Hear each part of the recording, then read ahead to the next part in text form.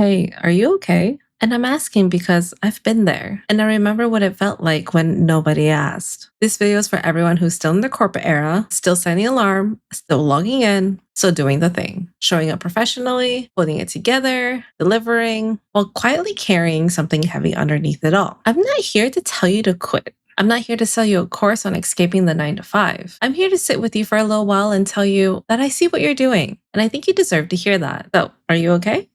Let's talk. I want to start off by saying that being in your corporate era is not failing, not even close. I know there's content out there, and honestly, I've probably added to it like a little bit that makes leaving corporate feel like a destination. Like if you're still there, you haven't figured something out yet. Like the people who left are ahead, and the people who are still in it are waiting to catch up. That is not what I believe. Staying because salary matters, because benefit matters, because your family depends on that stability, because you're building towards something and you need the runway for it. That is not settling. That is strategy. That is taking care of yourself and the people around you. There is no universal timeline. There's just your life and what makes sense for it right now. All right, but let's get into this because I want to make sure people feel seen. And this is for people who are in it or even the people who aspire to be in it. It's not a bad thing. The specific stuff that nobody says out loud. Let me paint a picture. Tell me if any of this sounds familiar. It's a Sunday afternoon and the weekend isn't quite over yet.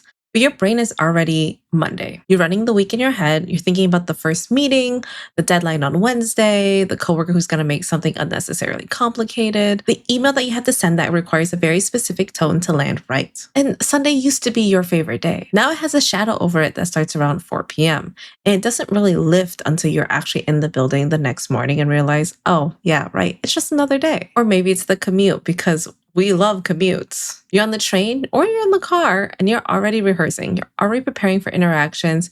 You're already in work mode before work has even started. That's how much mental real estate the job takes up. Or maybe it's the end of the day. You close the laptop or you try to close it. Except there's always one more thing, one extra person that's pinging you, one extra email that came in that you can respond to before tomorrow comes around. And by the time you're home, there's not much time left. And you wanted to work on the things that you care about. You want to spend real present time with the people that you love. But by that time, your tank is empty. And all you can do is just sit there and recover just enough to do it all again tomorrow. This is pretty much what burnout looks like, though, at its finest, right? You're very stuck to the bottom of the pan feeling, and no amount of soap and scrubbing is going to get you off. You're just going to be there. And I hated that feeling. That was the worst feeling when I would come home days and days and days on end and just feel like my energy was depleted, that my life was only work. But it wasn't always like that. Work wasn't always my life. There was a time when I can spend a third of my day at work and a good third of my day working on my hobbies, playing games, spending time with family. I started to lose that.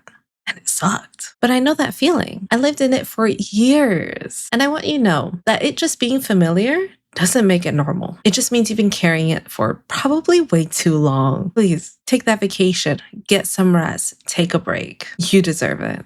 Things you're holding that nobody can see. So can we talk about the invisible part? The stuff that doesn't show up on a timesheet or performance review, but costs you something every single day. That's the emotional labor of managing up. Figuring out what your manager needs from you in any given moment, when to push back, when to let go, and when to be visible and when to stay quiet. How to deliver difficult news in a way that lands without creating a bigger problem. That one's pretty familiar. No one likes hearing that they owe more in taxes. There's the performance of enthusiasm, nodding in meetings you don't believe in, being positive about initiatives that you know won't work, finding something genuine to say in an all hands meeting when it's probably not good to say anything at all. There's the invisible comparison weight, watching someone get promoted and doing the mental math. Like, what do they have that I don't? Am I moving? Am I visible enough? Is this the year or is it gonna be another year of waiting? And then there's that always on expectation. Once again, very invisible. It's the ping after hours. It's a green dot that's supposed to mean available, but really means present and accountable at all times. It's the email that you see at 9 p.m. and you spend the rest of the evening mentally drafting your response. And even though you don't send it until the morning. But also, why are they sending me emails at 9 p.m.? Should I be working at 9 p.m.? Is this what am I supposed to be on? Do I respond to this right now to show that, hey, yeah, I'm also like working now at 9 p.m.?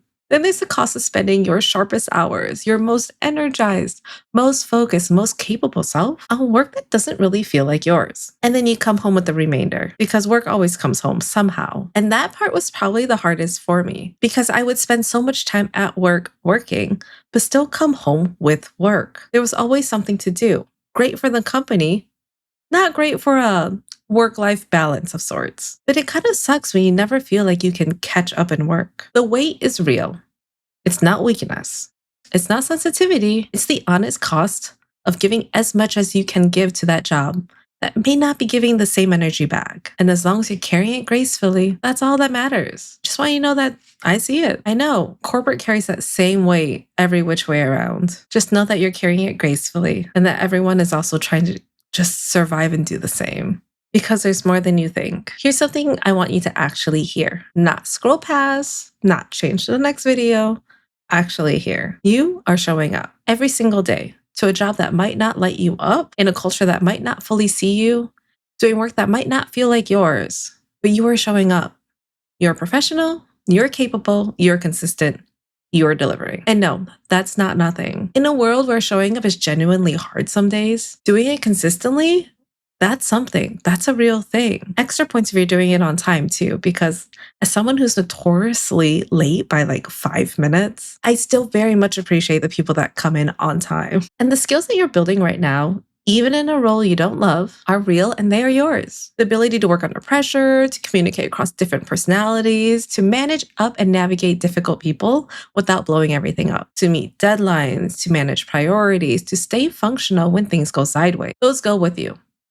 Wherever you go next, you take all of that. Those are yours. Keep them. This is why not having a timesheet, great. But keeping that kind of timesheet mentality and tracking my time in my head internally, kind of great. So don't love the timesheet part, love the tracking. The best thing I probably got out of corporate though was probably just knowing how to talk to people, talk to clients, and in a way where I can soften bad news. It honestly becomes an art, and you kind of have to see people do it firsthand before you can kind of figure out how they managed it. But that's how you keep good relations, still deliver accurate news, and everyone kind of comes out of that in an almost win-win situation, or at least no bad feelings. But overall, you are not wasting your time. Even on the days that feel exactly like that, you are still building a foundation, a financial one, yes, but also a skill one, a clarity one, a knowing what you don't want one, which turns out to be just as valuable as knowing what you do want. Think of it like dating. Sometimes seeing those red flags is just as important as knowing your green flags. This is how I learned early on that anyone that gets physical while being angry was automatically a red flag in my eyes. In workplace, in my romantic life, everything. It was always just like, red flag. Yeah. Anyways, you know that thing you think about when nobody's watching? I want to talk about the thing that you think about, not the 5-year plan you describe in performance reviews, the real one. The one that lives in your head during a commute, during the long meetings, during the Sunday evening shadow. Do you have something in mind? Maybe it's the building something of your own. Maybe it's completely different kind of work. Maybe it's just more time, more breathing room, more presence, more the feeling that your days actually belong to you. Maybe it's a hobby that keeps getting pushed to the margins. The creative thing that you used to do for the job started taking everything. The skill that you keep meaning to develop when things slow down, except things don't slow down. Whatever it is, I want to give you permission to keep it. You are allowed to want something different while staying where you are for now. Those two things can exist at the same time and they don't cancel each other out. Because in corporate, all I can dream about for the longest time was creating my own business. It could have been a cafe, it could have been stationery, it could have been content.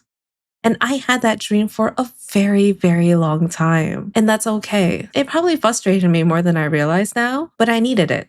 I needed that time to sit with my dream, to really think about it before getting here. And that's the thing. And that's the thing about the dream. It doesn't need a plan. Not yet. It doesn't need to be ready. It just needs to stay alive. Tend to it. Think about it. Plan it when you have the spurts of motivation, when you have that spark. Let yourself want it without immediately following it with, but that's not realistic. No. Just dream. The dream of knowing it's wanted is enough for right now. Keep wanting it. Oh, the things outside work matter more than you know. This is a section I want you to really pay attention to. I mean, all of them, but because when you're deep in corporate and the job is taking everything from you, mind, body, blood, sweat, tears, everything. The first thing to go are usually the things that are just for you. So the hobbies, the creative outlets, things you do for no reason other than they just make you happy. And here's how it happens. You're tired after work. The thing you love requires energy you just don't have. So you skip it once. And then again, then it's been 2 months and you realize you haven't touched the thing you used to love and you feel guilty about it, but not quite guilty enough to do anything because you're still tired. Yeah, I want to push back on this. Gently, but clearly. The things that make you happy outside of work, they're not a reward for completing work. They're not something you earn when things slow down. They're maintenance. They're what fills you back up. So the version of you that shows up to the job tomorrow has something to work with. And this one hit me hard. I stopped doing all creative things during most of my really put my head down and work corporate years. I stopped drawing. I stopped designing. I stopped sewing. I stopped it all. Yeah. It was sad. It was to the point where I had some people in my past ask me how my creative endeavors were doing because they saw it so much when I was younger that they're like, there's no way you stopped. I stopped. I got into corporate. It sucked the living soul out of me. And here's the other thing though, and this is important because your hobbies might be more than just hobbies. The thing you do because you love it might be the seed of the thing that actually gets you out. Not because you have to monetize everything you love. Really, don't monetize everything you love because you don't want to kill that either. But because the things we're drawn to when no one is watching tends to point towards something real about who we are and what we're built for. So yes, I enjoy designing, fashion, sewing. But I couldn't do that 24/7 as my job. I couldn't manage. But it shows that I like to create something. I like the creative aspect, and I want to keep that within my everyday life. Keep doing the things that make you happy. Protect that time like it matters, because it does. Not just for your well-being now, but for the version of your future that you're quietly building towards.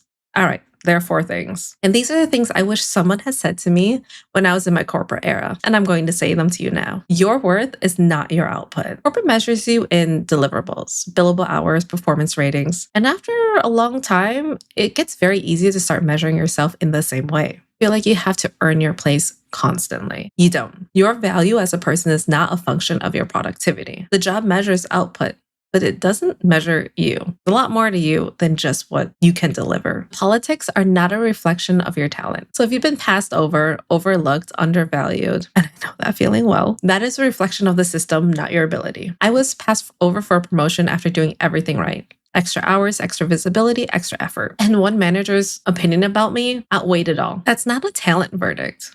That's politics. And politics are a game that has nothing to do with how good you actually are at your job. I wish someone told me that back then. Maybe I'd still be in corporate now. Maybe. You are allowed to protect your energy. Going home at the end of your contracted hours is not laziness. Not responding to a non-urgent message at 10 p.m. is not a lack of commitment. Protect your evenings, your weekends, your personal time. And you don't need to apologize for that. The job will always want more. You get to decide how much more. It's okay to not love it. You don't have to be passionate about your job. You don't have to find meaning in every task. Doing your job well because it funds your life that you care about is a completely legitimate reason to show up. Not every job has to be a calling. Some jobs are just jobs, and there's nothing wrong with that. Oh, and this is for the ones who are getting ready, because this section is for the people who are not just in their corporate era, but are actively starting to think about what comes next. Who are doing the math, who are wondering if it's possible. First, you don't need to have it figured out. I didn't have it figured out when I left. I had a direction, a decision, and a lot of uncertainty. The full picture doesn't come before you move. It comes kind of as you move. Second, start building the thing now, whatever the thing is. A channel, a skill, a side project, a creative product. Start while you still have the income of corporate behind you. You don't have to go all in yet. You just have to start. Small and consistent beats big and eventual every time. Third, use this time to get financially ready. Build savings. Understand what you actually need to live versus what you've gotten used to. Yes, that means maybe not buying, coffee out every day. The stability you have right now is a resource. Use it intentionally so that when you are ready to move, you have something behind you. And fourth, you don't have to blow anything up. Please don't. Don't burn bridges. Leaving doesn't have to be dramatic, especially if you're a dramatic person and you want to go out with a bang. Don't. Just trust me on this. It can be quiet, considered decision that you make on your timeline when you're ready. Not because someone told you should be, not because something went wrong and you just wanted to quit on the spot. Time it and do it when you're ready. And the thing I want you to remember, and this is the last thing, but the one I kind of want to stick, right? You are more than this job, more than your title, more than your performance rating, more than the opinion of a manager who doesn't fully see you, than the promotion timeline, or the billable hours, or the clients that you manage, or the projects you delivered. You're more than that. Corporate will take as much as you give it. It will expand into every hour you make available. And over time, gradually and quietly, it can start to feel like the job is the thing. Like who you are professionally is just who you are. It isn't. You have a life outside those hours. People who know you without the professional context, the interests, the passions, the thoughts, the dreams that exist completely separately from your job title. A version of yourself that doesn't have to perform or deliver or manage anyone's expectations. Hold on to that version of yourself. Protect it. Don't let the job be so consuming that you forget who you are when you're not performing it. Because that person, the one outside the job title, is the one worth building a life around. And I think we've all know of that one person in our lives that just makes their job their whole identity. Like, I am the accountant. That's all I do. Accountant. And sometimes I want to go, really? That's all you wanted? That's all you aspire to be, is just an accountant? Anyone can be an accountant. Anyone. I feel like that's on the same level of interesting as my hobby is watching TV. That's it. Sorry, don't take that the wrong way if your hobby is actually watching TV. So this was the letter to the person setting the alarm tonight, the person who's good at their job and wishes it felt like more, to the person carrying the Sunday feeling in an invisible weight and the quiet dream that they haven't told anyone about yet. Keep going. Keep working on the things that make you happy. Keep tending the dreams even when you don't have a plan for it yet, and keep protecting the version of yourself that still exists outside of work. It gets better. It's not immediate, not all at once, but it gets better. And the path to better is built one small decision at a time, starting with deciding that you matter enough to think about what you actually want. And you do matter that much, I promise. Take care of yourself out there. I know corporate can be rough. And if this video found you at the right time, give it a like so someone else who might need it can find it too. And if you want more honest conversations about corporate life, leaving it, and kind of what just comes after, subscribe. I'd love to have you stick around. And with that, I'm Nikki, just a girl just trying not to go back to corporate. And I will see you guys in the video next week. All right, bye.